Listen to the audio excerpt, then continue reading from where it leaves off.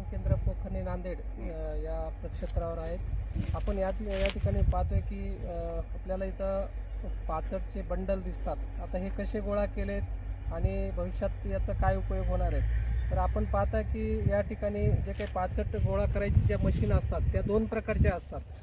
पहिली मशीन जे काही सरीमध्ये पडलेलं पाचट आहे हे पूर्ण पाचट एकत्र एका बेडवर करते आणि दुसरी मशीन जी आहे तर ती पाचट पूर्ण जे गोळा केलेले पाचट आहे पूर्ण त्याचा बंडल तयार करून अशा प्रकारचे हे बंडल त्या ठिकाणी तयार केल्या जातात.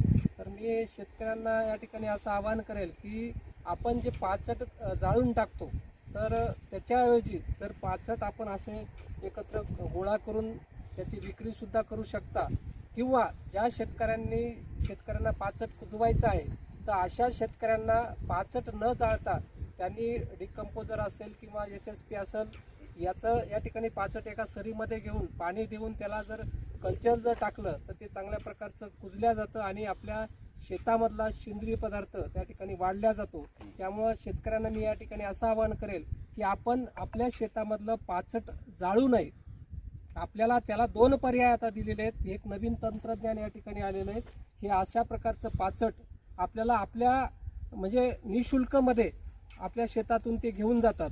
उलट आपल्यालाच ते त्या ठिकाणी 30 रुपये प्रति बंडल आपल्याला ते त्याचं मानधन सुद्धा देतात. त्यामुळं आपलं शेत त्या ठिकाणी चांगल्या प्रकारचं कुजून म्हणजे चांगल्या प्रकारचं क्लीन होते. त्यासाठी मी शेतकऱ्यांना असं आवाहन करेल की आपण हे तंत्रज्ञान किंवा कुजवण्याचं पाचट हे दोन तंत्रज्ञानाचा वापर आपण आपल्या शेतामध्ये करावा. धन्यवाद.